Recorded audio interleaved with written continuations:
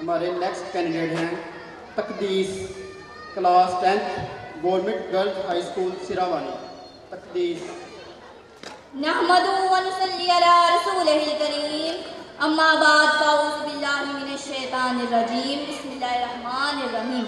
یہ مصرع لکھ دیا کس شوق نے محراب مسجد پر، یہ مصرع لکھ دیا کس شوق نے محراب مسجد پر، یہ ندا گر گئے سجدوں میں جب وقت قیام آیا، یہ ندا گر گئے سجدوں میں جب وقت قیام آیا۔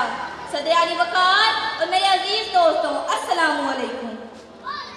جب انسان احساس کمتری میں مبتلا ہو جائے تو وہ دنیا میں رہنے کے قابل نہیں رہتا۔ بطور انسان اسے جس قدر آزادی درکار ہے وہ اس سے محروم ہو جاتا ہے۔ انسان ہونے کے ناطے اسے جس قسم کی زندگی چاہیے وہ بھی اسے نہیں مل پاتی۔ وہ بہام کا شکار ہو کر خود کو بگاڑ لیتا ہے اور ایسے عقائد اختیار کر لیتا ہے جن کی نہ ہی کوئی بنیاد ہوتی ہے اور نہ ہی کوئی حقیقت۔ اور جب بے عملی اس کی شریانوں میں خون کے ساتھ گردش کرنے لگے تو وہ اپنے ہر کام کے لیے آسمان کی طرف دیکھتا ہے، یہاں تک کہ اگر دشمن کی فوج بھی اس پر سوار ہو جائے تو اس وقت بھی وہ سجدوں میں گر کر اپنے رب سے غیبی امداد کا ہی طلبگار ہوتا ہے۔ صدر مکرم، ہاتھ کنگن کو آرسی کیا، آپ آج ہی ملاحظہ کیجئے، ہماری قومی حالت آپ کے سامنے ہے اور ہماری مساجد کے اسپیکروں سے کس طرح کی دعائیں بلند ہوتی ہیں، ذرا ملاحظہ کیجئے۔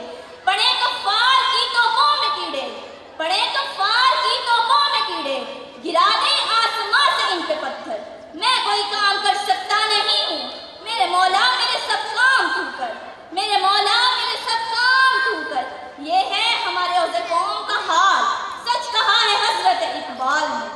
عوض قوم کی وہ پختہ خیالی نہ رہی، عوض قوم کی وہ پختہ خیالی نہ رہی، برکت طبی نہ رہی، شعلہ مکالی نہ رہی، برکت طبی نہ رہی، شعلہ مکالی نہ رہی، رہ گئی رسم ازاروح بلالی نہ رہی، رہ گئی رسم ازاروح بلالی نہ رہی، فلسفہ رہ گیا تلقین غزالی نہ رہی، فلسفہ رہ گیا تلقین غزالی نہ رہی۔ عزیزان من، اگر سجدوں کے زور پر معجزات رونما ہوا کرتے تو کربلا میں امام حسین کی طرف بڑھنے والا شیرالعین کا خنجر اپنا رخ بدل دیتا۔ نبی پاک اور ان کے اصحاب بھی عمل کے قائل تھے، وہ ہماری طرح زربفتی قالینوں والی ایئر کنڈیشن مساجد میں فی درہم جاسمین نہیں تھے، وہ تو اشد علی الکفار رحماء بینہم کی مثال تھے۔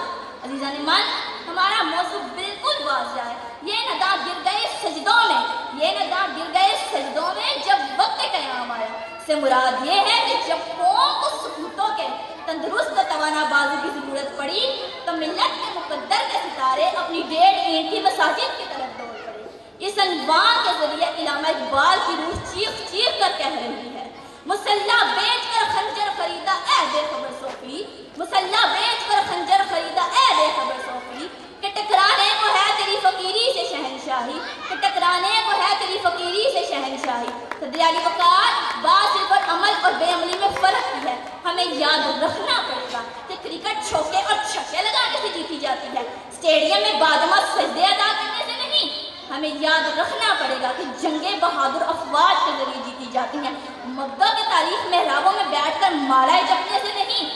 ملت ابراہیمی کو زندہ کرنا ہے تو قربانیاں جان کی دینی پڑیں گی، بکروں اور دمبوں کی نہیں۔ عزیزان من، ایک مرتبہ حضرت عمر رضی اللہ عنہ کے پاس کچھ لوگ آئے، کہنے لگے ہمیں اپنے گاؤں کے لیے ایک سردار کی تلاش ہے، ایک شخص بہت زیادہ نمازیں پڑھتا ہے، اس کا سارا وقت مسجد میں گزرتا ہے، اس کو گاؤں کا سردار بنا لے۔